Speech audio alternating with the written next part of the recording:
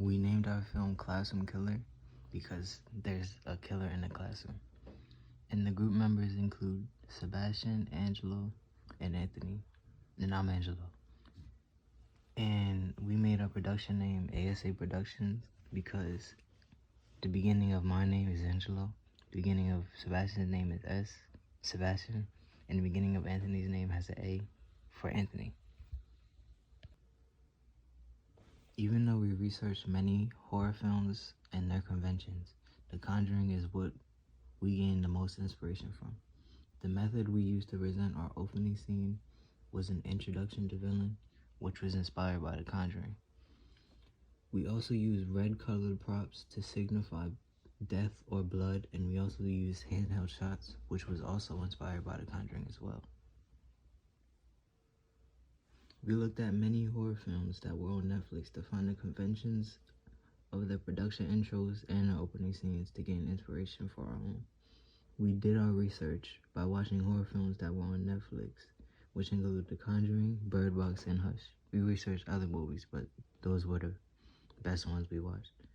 We made our own production intro, which was made using the first letters of our names, which are ASA Productions, Angelo, Sebastian, and Anthony. As we researched film production intros, we noticed that most of them had sound going up, then down, so we did that for our own as well. We chose the New Line Cinema production since they produce a lot of horror films, and that's what our film is, horror. Social groups in horror films are usually presented as innocent and killers, and we kept those conventions in our horror film. Innocent usually run away from the killer or is surprised when they find out who the killer was, which is what we kept in our opening scene. We kept these because they create tension and suspense to the viewers, and they make the most sense for our film.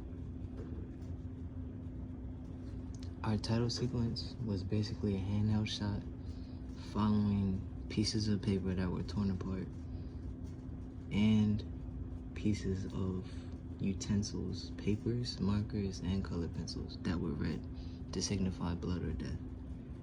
A dark filter was used to create suspense, just like the handheld shot, which was also used to create suspense.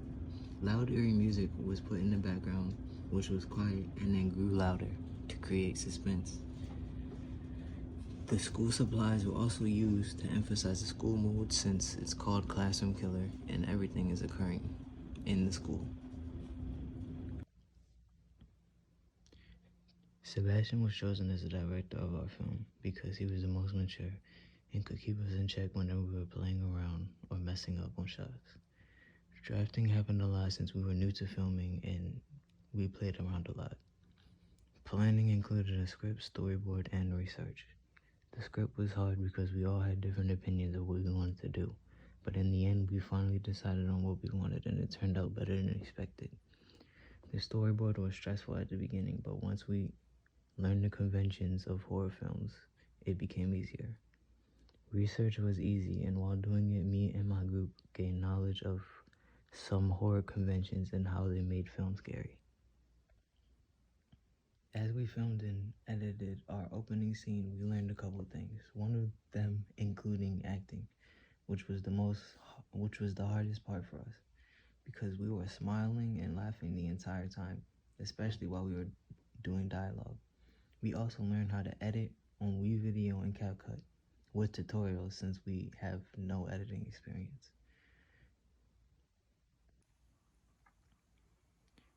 Film horror conventions are meant to create suspense like dark lighting, handheld shots, and loud eerie music, which are conventions we kept in our opening scene to create suspense as well.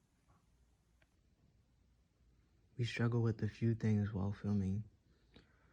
One of them was maintaining a straight face, what we struggled a lot from, which made us reshoot a numerous amount of times. Shooting without people walking away was also a struggle. Some of them just didn't move and just stayed in our shots to be annoying. And shooting without a finger ruining the shot, like someone's holding the camera and their finger is in the way, is what I mean.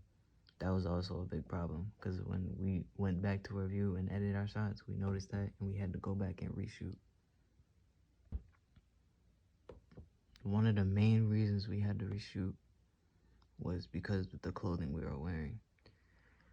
Because it had a logo on it, which was CTA. We thought we were finished until we saw the logos on the shirts as we were editing, and then we had to reshoot everything. We didn't have any props in our first couple shots until we noticed this and changed it. So we added school supplies, which included markers, crayons, and pencils. They were all red to emphasize a scary mood, which was inspired by The Conjuring. And they were school supplies because our film takes place in a school.